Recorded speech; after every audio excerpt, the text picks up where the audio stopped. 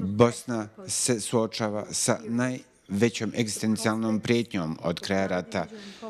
Prospekti za budući sukob su realni. Veliki broj vas će se sjetiti 90. i kakva je bila politika etničkog čišćenja koja je dovela do genocida koji se ponovno desio na evropskom tlu nakon holokausta. Svi se sjećaju i silovanja i rastjerivanja, genocida, etničkog čišćenja, granatiranja, opsade Sarajeva. Gotovo svi i mlađi od 25 godina nose ovu traumu u sebi koju su naslijedili od svojih roditelja. Svi se plaše da bi se ovo moglo ponovno desiti. Ovaj otrov ekstremnog nacionalizma, nepoštivanje ljudskog života radi ostvarivanja nekih fanatičnih ciljeva moglo bi ponovno da se pokrene na Balkanu. Taj nacionalizam povezan sa korupcijom je živ. On se sada pokazuje kroz negiranje genocida ili secesiju Republike Srpske od države Bosne i Hercegovine. U ponovnom pokušaju uspostave vojske Republike Srpske koja je počinila genocid ne samo u Srebrenici, već širom Bosne i Hercegovine. Ovo nije samo pokušaj autonomije Republike Srpske. Autonomija je tu. Dejtonski mirovni sporazum je bio kompromis koji je Republici Srpskoj dao autonomiju. Ovo je san ostvarenja velike Srbije. UK MP Alyn Smith expressed concern over the situation in Bosnia and Herzegovina in his speech at the British Parliament and called for urgent international action. Let us not be the generation that looks back on this point and says we could have done more. Smith was one of the speakers during the UK House of Commons debate on stability and peace in Bosnia and Herzegovina held in December. Let's see it. Thank you, Mr Deputy Speaker. It's a pleasure to follow all the speeches and wind up for the SNP in this debate. And I would very warmly congratulate the Honourable Lady for Rutland and Melton, both in bringing this important issue before the House, but also in an excellent speech, which I very much enjoyed. We've had a number of excellent points made throughout the debate, so I'll focus particularly on outcomes and action points, because it is important that we take stock of what's happening in Bosnia. The price of peace is eternal vigilance, and that's never been more true than what's happening in Bosnia and Herzegovina just now. And it's a wider context as well. We are seeing a pattern of behaviour. We're seeing it in cyber attacks in the Baltic states. We're seeing it with the odious use of refugees to create a crisis on the Polish border. We're seeing it with the continued illegal annexation of Crimea and continued instability in eastern Ukraine. Russia and their proxies will test and are testing the limits of the rules-based international order, and the Dayton Accords are fragile and are under threat because they're also testing the resolve of the international community to defend that international order and those accords. So international solidarity and coordination have never been more vital. So in terms of action points, in terms of what can we do, I won't repeat the excellent points that have been made from all points of the compass in the House. There are a number of things that we can do and should be doing more of, and I commend the work that the UK Government has done, but I would like to see further action on that. Firstly, on focus. We need to make everyone aware in the region that we are paying attention to what is happening there. And it is relevant to us. It is relevant to us in our countries. It is relevant to what's happening here. We do need to give vocal support to the High Representative, as a number of colleagues have said. He does need support in his job. He needs full-throated support in the international forums where he is trying to win his arguments. Also on sanctions, it's surely past time that Magnitsky sanctions were imposed on individuals within the region, but also wider sanctions set out as there will be consequences to infringements of the Dayton Accords. We must ratchet that up to make sure that people are in no doubt that there will be consequences to malfeasance. And thirdly, on NATO, I do think it's a wonderful proposal. The establishment of a counter-disinformation centre in Sarajevo would be useful in countering the blizzard of disinformation and lies that we're seeing, trying to muddy the water and confuse people within the region. And fourthly, I have to echo the comments made by the Honourable Lady from Putney about an atrocity prevention strategy. This is very much something that's close to the SNP's heart as well. We will be putting forward our proposals for the protection of civilians in the coming weeks. And I would very warmly commend the paper by Dr. Kate Ferguson from Protection Approaches to the House, she sets out a number of very practical ways in which this could be taken forward, and it would boost the efforts of global Britain to be the force for good that various members of the House hope that global Britain can be. If the UK government took steps in that direction, we would support that. That would be a common effort. We do think that atrocity prevention should be far higher up the agenda within the FCDO. Because the protection of civilians is crucial within Bosnia-Herzegovina. As we've heard, war is not, violence is not inevitable, but surely history tells us that it's very far from impossible either. So we must see higher action on this, and the price of peace being eternal vigilance. We remember Srebrenica each year as a humanitarian tragedy, but we also need to remember it as a collective failure. And let us not be the generation that looks back on this point and says, we could have done more.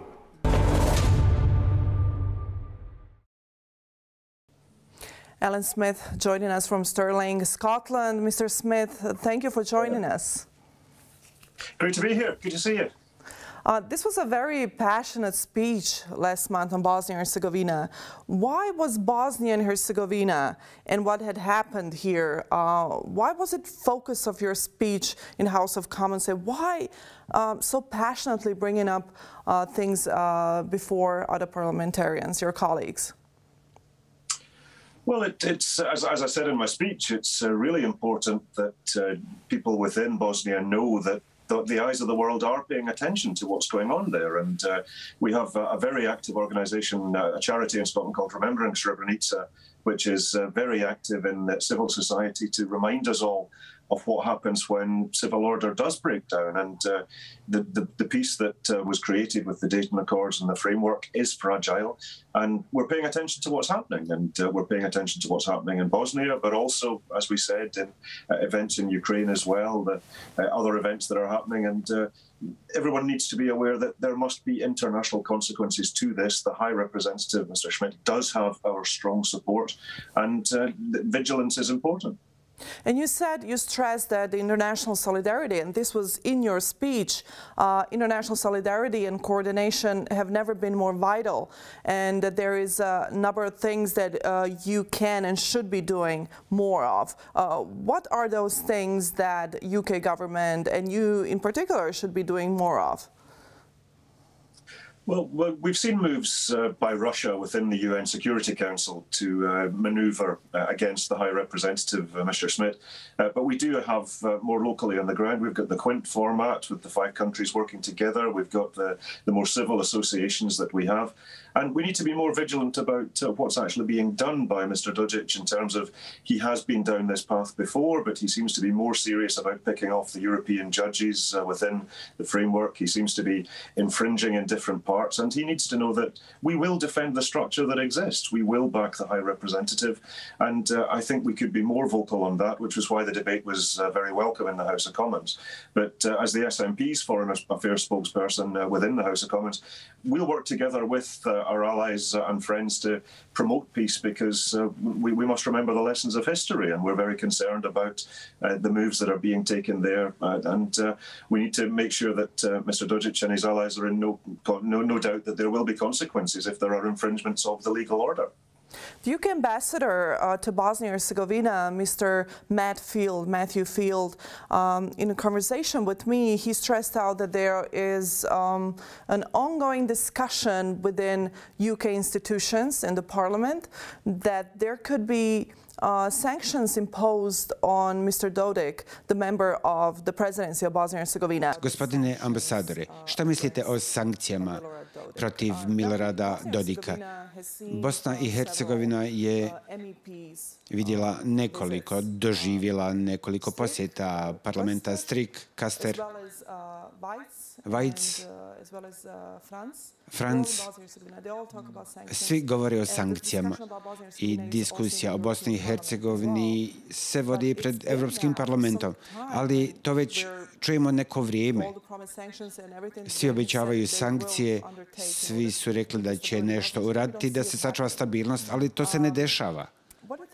Šta mislite o tome? Koje je vaše mišljenje vlade o sankcijama protiv Dodika? Da li ćete vi poduzeti takve mjere? Prvo, za mene, najbolja sankcija je unutar zemlje. To je najbolja sankcija. To je na dan izbora kada neko treba da glasa. I na kraju sankcija u sudovima ako neko krši zakon. Ali mi znamo šta se dešava. Ali vi znate da se to neće desiti. Ja mislim da ne trebamo prihvatiti da je to irelevantno. I dalje trebamo insistirati na promjenama za izborni dan. Ako se to ne desi, ali da nastavimo sa radom. A što se tiče vanjskih sankcija, treba reći, i moram biti iskren u razgovoru sa prijateljima, same sankcije. Ako će riješiti sve, onda bi to riješili kada su Amerikanci nametnuli sankcije 2017. One su najbolje ako je to kolektivan pristup, a ne samo jedan, Ujedinjeno kraljevstvo ili Amerika. Sankcije, što se tiče navođenja imena pojedinaca, već treba govoriti i negativnim posljedicama. Ono što se poduzelo u Skupštini u petak, a to je povlačenje iz Uprave za indirektno oporezivanje, to će imati negativne posljedice za ekonomiju Republike Srpske i to će otjerati ulaganja. Biće im teško dobiti nova ulaganja, biće teško za partnere da ih usmjere, bit će posljedica u svakom slučaju. A što se tiče pojedinačnih sankcija, oni koji su navedeni, trenutno se vode diskusije, ali to su diskusije, da, apsolutno. I u Ujedinjenom kraljevstvu, u vladi, da, da i kod nas. Ali uvijek ćemo gledati da radimo sa partnerima prije nego što nešto poduzimamo, da to ne bude samo jedan akter, da to bude kolektivni odgovor. How far is that? Is there more discussion on that? And what will happen in the coming months, considering this is an election year in Bosnia? Well, this is where Mr. Dodik does need to be aware that he's under active consideration for personal sanctions, as indeed are a number of other people within his administration. The international legal order will be defended. We can use sanctions in an economic sense to defend it. That is under active consideration, and it's important that we're vocal in our support of the High Representative and vocal in our support and attention and vigilance in the defence of the legal order, because politicians always get sensitive around about elections. We all have that in all our countries. So we know that Mr. Dodik is performing a little bit for his electorate, but he also needs to be aware that the world is watching, and the international community does support the High Representative, and certainly from a Scottish and a UK perspective, we do support the High Representative in his efforts, and we support the framework. And you have said that very clearly in your speech as well, and you have been saying that also on your social media. You've been very active when it comes to Bosnia and Herzegovina. You said that Mr. Smith needs support in his job, full support in the international forums where he's trying to win his arguments, like you just said now. And what will UK government do in order to get that in order? Just considering that Mr. Schmidta has no respect from Mr. Dodik and his allies in Bosnia and outside of Bosnia as well. What will you do specifically in order to ensure that support is being provided? Well, I think, and this is where it's perhaps you guys are much closer to this than I am, but from my perspective, some of this seems to be pre-election theatre on the part of Mr. Dodik. So I think there's an element of that. And that's why it's important he knows there's consequences if he follows through in his actions. We are seeing some of the measures that he's proposing just simply would not be legal. Many of the measures he's proposing have already been dealt with by the Constitutional Court. So there seems to be a degree of electoral theatre to this that I think needs to calm down. And obviously, I'm not part of the UK government. The Scottish National Party is not part of we're part of the UK presently, but we have a very different constitutional agenda. But we do support the international community and the UK in the defence of the Dayton package, the Dayton framework. And that's what Mr. Dodik seems to be deliberately trying to undermine. And we see also, as I mentioned earlier, the efforts of Russia within the UN Security Council to similarly make this more difficult. And the international community needs to speak with one voice and make sure that everyone knows we're not distracted by events in Ukraine or elsewhere or any other events. We are paying attention to what's going on, and there will be consequences personally for anyone who takes steps to undermine peace. What do you think about Europe? You've been a member of European Parliament in the past, a very passionate one as well. What do you think about Europe being divided in the Bosnian issue, let's say? Just this month, actually, on the January 9th, there was unconstitutional Day of Republic of Srpska, and we could have seen members of European Parliament from France attending this unconstitutional day and sitting in the same room with the genocide deniers. How do you feel about that? That those are your colleagues, those have been your colleagues? It was quite shameful to see, but it's important to remember the EU is not one thing. The EU is a collection of lots of different things, and the EU is a framework for structured cooperation. And sometimes that moves slower than I would like it to, but that's because we need to find a consensus within the EU. But the MEPs who went to that celebration, which was deeply unfortunate, they're not mainstream, they're not credible, and I think they've demonstrated their own lack of judgment by participating in the way that they did. Obviously, the UK is now not part of the EU, but I have very close relationships with the MEPs. My friends are still in the House, and I would like to see as much coherence as possible on the part of the international community, and that's why international law matters. I want Scotland to be an independent state in the future, but we're Democrats. We believe in the rule of law. We believe particularly in the rule of international law, because it's so important to preserving balances that are struck, as we see in Bosnia, as we see in other places. And that's why any threats to undermine the international rules-based order is something that really does trigger the Scottish National Party into action, because international law will be so important to us as an independent state, and we do want to see the EU work much harder in the promotion of what's going on, because there are worrying developments coming out of Republika Srpska as things stand, and the election is always going to be a sensitive period, but there is a wider attention being paid to this that people in Banja Luka and elsewhere do need to be very aware that the eyes of the world are watching. What do you think about genocide denial that is ongoing in Bosnia and Herzegovina and in the countries in the region? And now we even see from some members of European Parliament. And genocide has been ruled in two international courts, International Court of Justice and the ICTY, but we still see the denial. What do you think about that? Now you're mentioning Remembering Srebrenica Scotland, the charity, and then Remembering Srebrenica UK, which is based in London as well. They work really hard on educating the public and keeping the truth alive, commemorating victims and families of the victims as well. So what do you think about genocide denial? And then we'll move to the discussion to the next stage, which is war criminals glorification that has become very public in Bosnia and Herzegovina and in Serbia. Well, any politician who denies genocide, I mean, goodness me, we've just had, just this week, International Holocaust Memorial Day, where we remember events in the Second World War and since. Any politician denying there has been genocide in Bosnia is frankly disgusting. And this creation of fake news and alternative facts, and we need to cut through that and remember that peace is fragile, and peace is created by the international agreements and domestic agreements which need to be maintained. But what we've seen from some of the MEPs, and again, they're not mainstream, they don't speak for the centre of the House. Many of them are bad actors, and they shouldn't be where they are, frankly. But this is where I think it's so important for the rest of us who do believe in truth to work together and to put our own disagreements to one side and defend international law, particularly when there is an organised campaign in Bosnia to undermine it. And exactly the international law, which is very important, especially when it comes to the most gruesome crimes on European soil after World War II, which is Srebrenica. And the former High Representative of International Community in Bosnia and Herzegovina, Valentin Inzko, imposed the changes to the criminal code of Bosnia and Herzegovina, where genocide denial is prohibited, and there is a fine and there is a jail sentence as well included.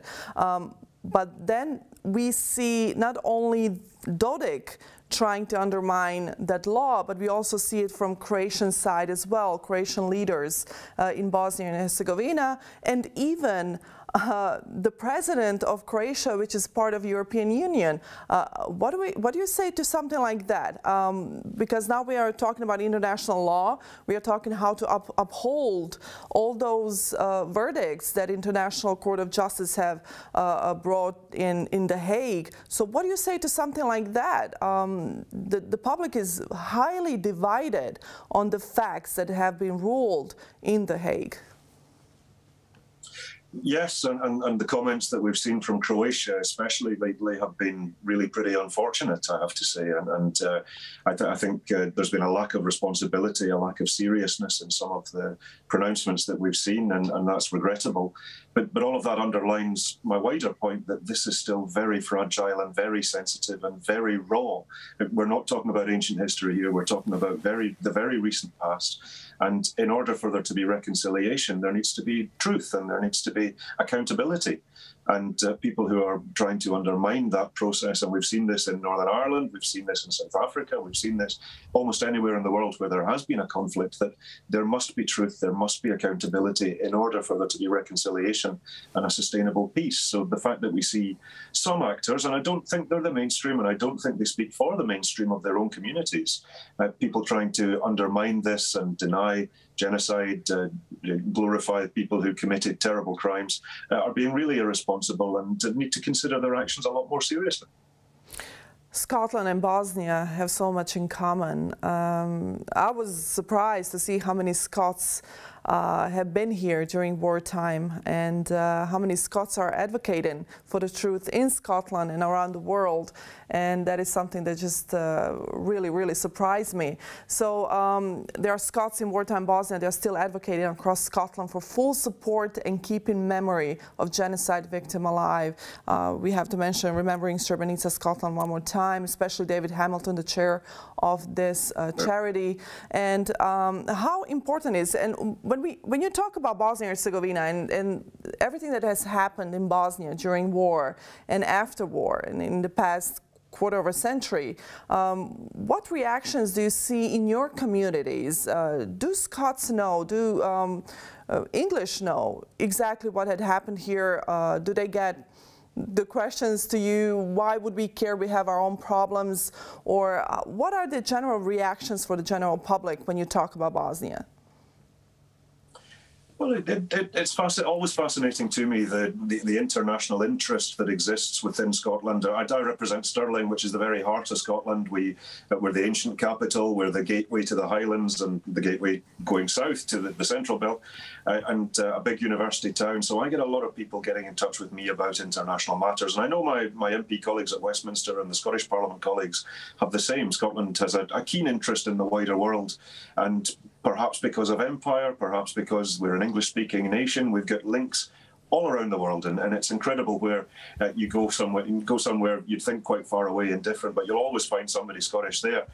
We're a nation of travellers, and we have, particularly from my party's perspective, a keen interest in the international community because we want to rejoin the world as an independent state. Now, as I say, that's a democratic process that we'll have within Scotland with our friends in England and the UK as well. But I don't think that the people of Scotland think Bosnia is far away and we have nothing to do with it. Now, obviously, all politics is local. People are interested in the health service, the education, the economy. COVID, of course, right now has taken a lot of people's attention. But I find that I'm always very pleased that there is a real interest in Scotland about what's going on elsewhere in the world, and a real thirst for fairness and a real sense that we don't like bullies, and we like to see the little guy get looked after, and that's what international law ultimately, surely, hopefully, is all about. You're completely right. Bosnia and Herzegovina is in your backyard, is heart of Europe. Should be taken care of course. Now, when we see what's going on with Ukraine and Russia, that is pretty much, we can say, destabilizing the European or the Western front, and then it could easily become Bosnia again, especially taking in consideration the past and the latest statements of some leaders, political leaders in Bosnia and Herzegovina, especially Mr. Dodik's statements. Why do you think is important Bosnia to keep Bosnia in the public eye? For precisely the reasons that you mentioned there. I'm going to Kiev next week in order to go and see what the situation is there, and I'm concerned about, and I have no difficulties whatsoever with the people of Russia. I have many Russian friends who were students in Edinburgh and are now back within Russia, but Mr. Putin's regime is playing dangerous games in Ukraine, and I think he's playing dangerous games and encouraging other people to play dangerous games in Bosnia as well. There is a pattern of Russian foreign policy that likes to stir things up and that likes to create division, particularly for NATO, particularly for the US. So this is unfortunate, and it's a great pity that Russia, which should be such an important partner in promoting peace across the European continent and elsewhere, is playing these games for domestic reasons to keep Mr. Putin in power. But certainly in terms of Ukraine, I hope things de-escalate, I hope things calm down, and within Bosnia as well, we're well aware of just how fragile everything is, and I really would encourage Mr. Dodik and his allies to calm things down, play by the rules, and recognise that things are fragile, but also that the world is paying attention. Just for the past couple of days, the UK Committee on Bosnia and Herzegovina has spent a couple of days here in Bosnia and Herzegovina. And Bosnia and Herzegovina has been focus of discussion of British Parliament on multiple occasions. And how can diplomacy really affect the outcome of the political tensions in Bosnia, especially in the upcoming 6 months, which the public in Bosnia and around the region think it's crucial? The only way to ensure peace is to keep talking. And I say this, I've mentioned before, I'm very proudly in favour of an independent Scotland, but I work within the UK Parliament to try and find the common ground, because I disagree with many of my UK colleagues on the constitutional future for Scotland. We all agree that we're Democrats, and we agree that there needs to be a democratic resolution to that process, and that's something that I think Scotland can be a real example to the wider world, that after 300 years of being part of the Great Britain and then the United Kingdom, there's still a sizable pro-independence sentiment within Scotland that I'm very proud to be part of, and the European dimension is a structured cooperation that constantly brings politicians and communities to talking to each other. So the attention that Bosnia is getting is, I think, very helpful to bring people together, to avoid people going into silos and talking about people rather than to people. And dialogue is the only thing that can build a sustainable peace. And it's so important that there needs to be a framework that matters, a framework that is robust, but ultimately, and I'm very pleased that there's committees of the UK Parliament and members of the Scottish Parliament as well are paying keen attention to this, to encourage people to keep talking and make sure that peace is protected rather than undermined. Will this be a topic in Scottish Parliament as well? Oh, absolutely. Remembering Srebrenica especially has very active events within the Scottish Parliament. I know there's a number of my colleagues in Edinburgh are looking carefully with this. And obviously, foreign policy is reserved presently to the UK Parliament, so I'm the spokesperson for there. But we have our ministers in Edinburgh who are every bit as committed to the international peace and the international rules-based order, and equally concerned by what's happening in Bosnia at the moment, particularly the statements that Mr. Dodik has been making. So there's a lot of interest and a lot of attention being paid to this. So Scotland is taking a lead in the UK when it comes to Bosnian question. Will Nicola Sturgeon pay attention to what's going on in Bosnia? I'm quite sure the First Minister's on top of events, as she is on an awful lot of things, but the SNP is a team. We operate across the Scottish and the UK Parliaments, with the Government of Scotland obviously having just won the election, so we've got a lot of responsibilities there too. But we have a keenly internationalist agenda, which I'm very proud to be part of, and the interest that we're showing in other parts of the world is dug in, is long-term and is real. And is backed, I think, by a huge interest within the people of Scotland to make sure that the international rules are played by and that peace is maintained, because we don't need to go far back to see the dangers of peace breaking down, and we must make sure that we don't go back to that. Western Balkans Foreign Ministers Summit in UK was hosted by Liz Truss. Do you think she could be the next leader when it comes to the Bosnian matter, Bosnian question? Do you think that she's got that? I know there's a lot of disagreement between Boris Johnson, Liz Truss, and you and your colleagues, but do you think that she could lead the Foreign Ministers' Council of the Western Balkans and the Bosnian question in the right direction? Well, I was glad to see the Balkan Foreign Ministers meeting hosted in London. That was a positive development to keep people talking to each other. The UK, even outside the European Union, is still in a position to do things, and where the UK does things I agree with, I'm vocal in my agreement. I think there's a number of things that the UK could be doing more of. We've just seen the UK massively cut its international development budget, which I think is a great shame. I would like to see the UK foreign policy have an explicit atrocity prevention strategy and a protection of civilians ethos. So my party is bringing forward our proposals for what our protection of civilian strategy would look like, and I hope it would be adopted by the UK. But in terms of Liz Truss herself as an individual, I'm afraid, and all politicians everywhere will recognise this, there's a leadership struggle going on at the top of the United Kingdom Conservatives right now. Boris Johnson is only going to be Prime Minister for, I suspect, a quite short period because of lots of domestic problems, and who his successor is does matter. Certainly, Liz Truss's Foreign Secretary is, I don't doubt, manoeuvring, as lots of other people are. We saw today Tom Tugendhat, who's the chairman of the Foreign Affairs Committee within the Westminster Parliament. He's declared that he'd like to stand. So my worry is that I don't want to see them distracted, because there's a lot of things going on in the world that do need a lot more attention, Bosnia, of course, being one of them. But the fact that Liz Truss convened that meeting, good. I was glad that she did. And now you're mentioning you're going to Kiev next week. What do you think, what do you expect to see there? What are you going to do there, if that's not a secret? Well, firstly, on the UK and Boris Johnson and Partygate, I'm disgusted, I have to say. I like my politicians to be serious. I like my politicians to obey the rules.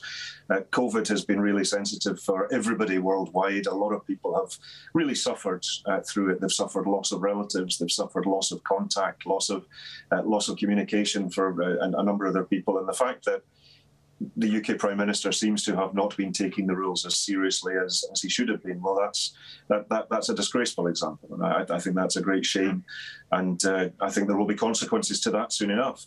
But your point about Kiev, it's a few of us from the Scottish National Party are going to go and talk to the people on the ground, talk to the people who are impacted about what's going on, to get as much perspective as possible, because there's just no substitute to going and smelling the air of a place and understanding what's going on so much better, because there is a lot of disinformation going on. But I'm going to meet a number of people I won't name, if you don't mind, because we're setting things up, but we'll meet all points of the compass to get as much of a real-world impression that we can take back to our discussions within Scotland and within the UK about what's going on within Ukraine, because it is so important that, again, we defend the rules-based international order, but we also need to work with our allies and make sure that we're making sensible and measured contributions, and not being distracted by things that are being presented as urgent but might not be so important. So the trip to Kiev will be a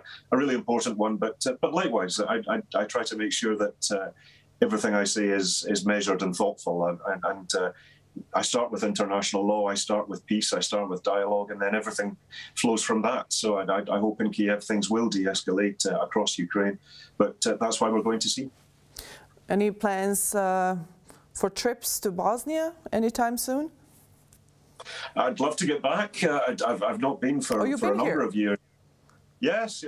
Many years ago, I studied in Warsaw doing my master's a number of years ago, and obviously that was when there was a terrible situation going on, so we paid keen attention. But over the years, I've been on holiday there, and you've a beautiful country that reminds me of Scotland in parts, I have to say.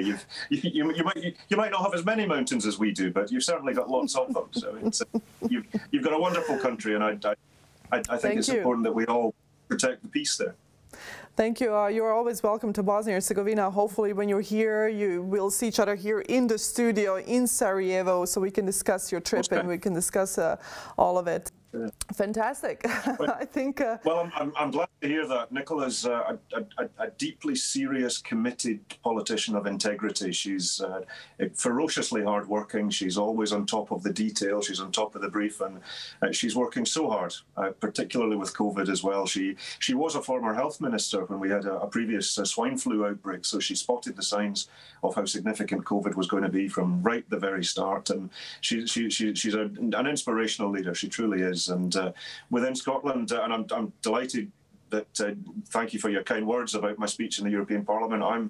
I'm committed to the European Union as a framework for dialogue, and I think the European perspective, particularly in the Balkans, is so important because there's a structured cooperation that the EU represents, and we're all in transition one way or another. We're all in transition out of communism or out of post-conflict, and go back far enough, every European state has had troubles of one sort or another, and the EU is a long-term, structured, deliberate, democratic peace-building exercise, and I want to see more members of the EU. I want to see you guys in the EU as soon as we can, and that's a process that can encourage reform and encourage change, encourage peace and encourage dialogue. So I think my independence for Scotland sentiment is very much linked to my European cooperative sentiment as well, and I would very much include Bosnia within that framework. Stay healthy and stay safe in Ukraine, and let us know what's going on. Likewise, Ika. Wonderful to talk, and all my best to your watchers and listeners, and stay safe. Thank you. Thank you very much, Mr. Smith. Kada niko nije govorio o velikim problemima u našoj državi, vi ste pokrenuli raspravu u parlamentu. Zašto pojačan interes Britanije za Bosnu i Hercegovinu i u zadnja 2 mjeseca 3 parlamentarne rasprave plus rasprava u komitetu? Prvo, u 2015. i 2016. sam prvi put bila u Bosni, a svako ko dođe u Bosnu jednostavno bude zarobljen ovom predivnom zemljom, ovim divnim ljudima. A onda sam postala parlamentarka. Prvo, imamo obavezu kao Ujedinjeno kraljevstvo, imamo obavezu prema građanima Bosne i Hercegovine, stabilnost, podrška prijateljima, ali i kao parlamentarka moram biti glas onih koji ćute. A u Bosni imamo previše onih koji kažu da nikoga ništa nije briga, da ljudima treba podrška, a ima problema. A nadam se da mogu da osvjetlim sve ovo što se dešava u Bosni, ono što ljude brine, i da o tome govorimo u parlamentu. Prije dolaska u Bosnu i Hercegovinu bili ste u posjeti u Ukrajini. Znači li to da su ove dvije krize podjednako važne za Veliku Britaniju? Šta misle parlamentarci o stanju u Bosni i Hercegovini, Rusiji, Srbiji i utjecaju na ovaj prostor? Nema sumnje da toliko ima problema. Svi su zabrinuti sa Ukrajinom, sa Bosnom, ali to su različite situacije. Ključno za mene je da sve se radi da okupimo ljude. Ovdje trebamo da riješimo taj naoružani jezik, te podjele, tu mržnju, podjele u društvu. A u Ukrajini ponovno govorimo o utjecaju Rusije, ali mnogo više. A mislim da svi znamo da Rusija, odnosno Putin, zaista ima oko na Ukrajini, ali naravno imamo i ono što se dešava u Bosni. Dvije različite zemlje, ali obje zaista moraju imati podršku britanskih parlamentaraca. A šta misli vlada Velike Britanije o istom pitanju? Drago mi je da britanska vlada zaista se uključuje sa Bosnom. Imali smo sastanke u Rigi u novembru ministara vanjskih poslova NATO-a i Bosna je bila na dnevnom redu o čemu se razgovaralo, a zatim znamo da se dosta toga govori o tome šta britanska vlada može uraditi za građane Bosne i Hercegovine. Stuart Peach kao predstavnik, to je jasna poruka da smo se svi usmjerili na Bosnu, da brinemo o Bosni kao i Ukrajini, da je teritorijalni integritet mora biti zadržan i mi moramo podržati sve, imamo svoje trupe i moramo imati odbrambene sisteme zaštite. Britanska vlada je veoma jasna da mi podržavamo naše saveznike i u Ukrajini i u Bosni. Razgovarali ste i sa visokim predstavnikom u Londonu, bio je vaš gost. O čemu ste razgovarali i šta ste mu rekli? Razgovarali smo o našoj brizi. Moramo znati da se ne smije potkopati Dejtonski sporazum i dogovorili smo se da građani Bosne i Hercegovine žele živjeti u miru, stabilnosti, u prijateljstvu s onima oko njih. A ono što mi moramo raditi je da jednostavno da smanjimo tu temperaturu tih podjela u društvu i da građani imaju prilike koje zaslužuju. I na kraju trgovina sa Ujedinjenim kraljevstvom, a mi radimo zajedno kao međunarodna zajednica da mu damo podršku. Ujedinjeno kraljevstvo i zašto sam ga pozvala u London je da mu kažem da mi podržavamo visokog predstavnika i mi ćemo nastaviti da podržavamo rad. Održali ste i niz sastanaka sa političkim zvaničnicima u Bosni i Hercegovini.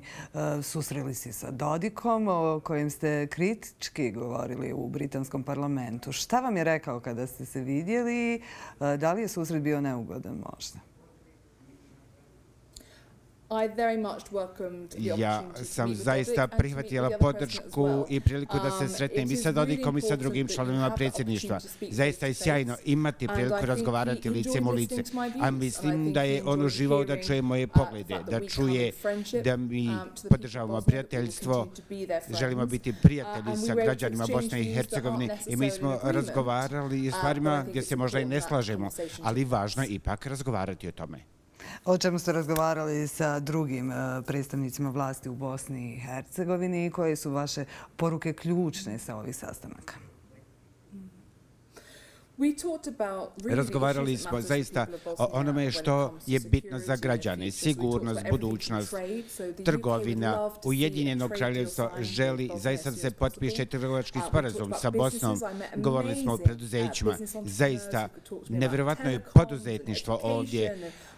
Telekomunikacije, obrazovanje, razgovarali smo kako podržati zaista sjajne preduzeće, poslovne ljude ovdje. Govorili smo o izborima, koliko je bitno da građani Bosne mogu vjerovati u ove izbore. Razgovarali smo i o pitanjima bezbjednosti i borbi protiv tih zlih uticaja koji možda utiču na Bosnu. Govorili smo i o kulturnim pitanjima. Ja sam također naučila nešto novo čaju, u čemu uživam. Zaista sjajne stvari o Bosni, ali smo govorili i kako rješavati pitanje kao što su korupcija i sve to što se tiče na kraju izbora. Deblokadi institucija možda? Apsolutno, razgovarali smo i o tome, da. Imate li obećanje?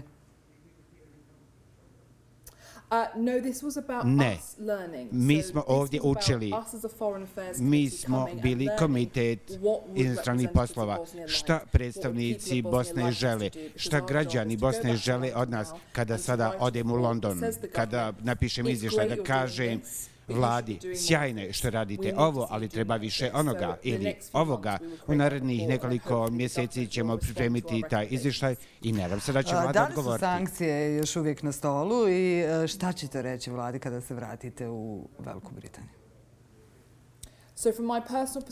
Iz mog ličnog ugla, sankcije apsolutno moraju biti na stolu, jer one moraju biti posljedice za one koje prijete rasturanju državnog aparata. Moraju biti posljedice za one koji kažu podjele u društvu, moraju biti posljedice, moraju biti jedinstvene.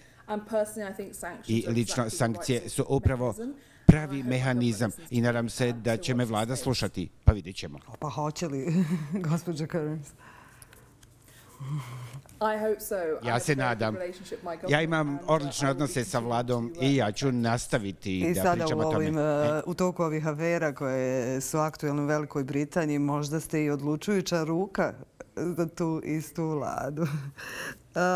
London ima izaslanika sa Balkana, Sir Stuarta Peacha, koji je do sada bio u jednoj posjeti Bosni i Hercegovini. Razgovarao je s ambasadorima iz regiona. Šta bi mu trebala biti uloga u našoj državi? Ja nisam razgovarala sa Sir Stuartom od kako je imenovan, ali njegov cilj je da obiđe cijeli Zapadni Balkan, da vidimo kakva podrška može doći od Ujedinjenog kraljevstva, jer ono što se dešava u Bosni je ključ za ostatak Balkana. A Bosna je u srcu, moramo biti sigurni da se podrška da srcu koje mora biti zdravo, i ja se radujem i nadam se da ću ga sresti uskoro da vidim koja je njegova vizija. On je nedavno imenovan i odmah je nakon toga došao u Bosnu, tako da želim čuti koja mu je vizija, možda da uporedimo naše bilješke, da vidimo kako zajednički raditi. Ono što je za vas jedna od činjenica je i da ste pokrovitelj u organizaciji Remembering Srebrenice i član parlamentarne grupe za pitanje Bosne i Hercegovine.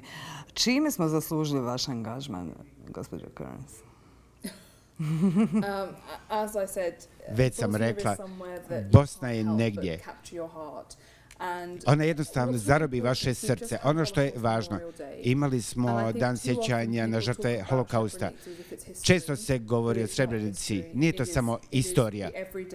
To je svakodnevni život za tako veliki broj ljudi, zajednica. Ja lično možda ne mogu u potpunosti razumjeti šta se dešava, ali ono što se desilo u Srebrenici i u cijeloj zemlji, da ljudi imaju svoje dobre dane. Zato je važno kada međunarodne zemlje pokušavaju govoriti o tome što se dešava. Mi znamo da je to svakodnevni život. Ne možemo samo reći doviđenja, to je istorija, ali istorija nas uči budućnosti i to je važno. I svako, kao i ja, ako mogu pomoći da se čuje glas, mi to trebamo raditi. Majke Srebrenice će vam uručiti nagradu za čuvanje mira i stabilnosti u Bosni i Hercegovini sutra. Koliko vam znači to priznanje?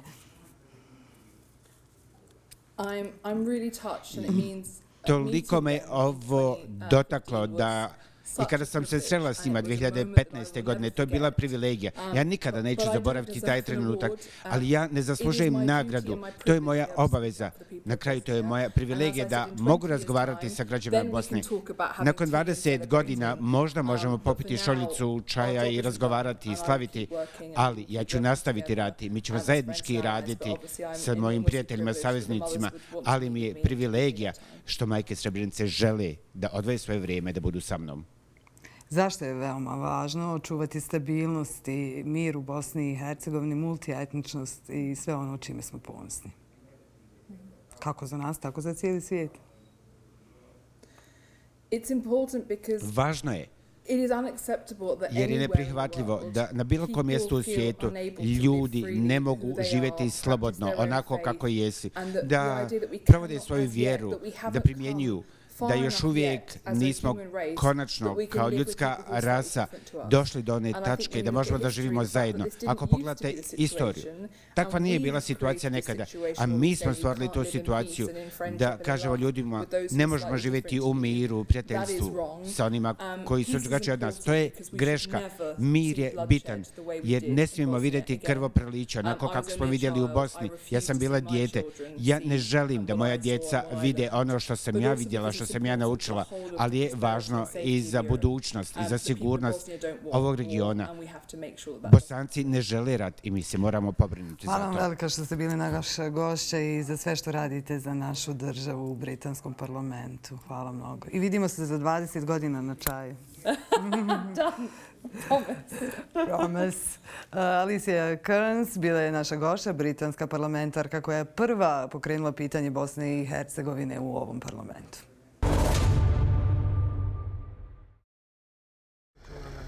Treba biti realan. Vrijeme je isteklo, rekao je Dragan Čović po završetku neumskih pregovora za HRT.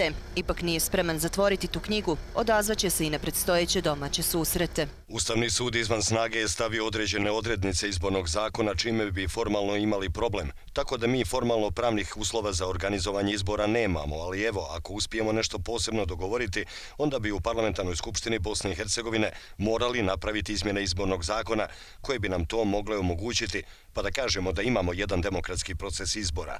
Čović kaže, bošnjačke stranke su htjele eliminirati konstitutivne odrednice iz Ustava kada se govori o domovima naroda, što HDZ ni pod kojim uslovima neće prihvatiti.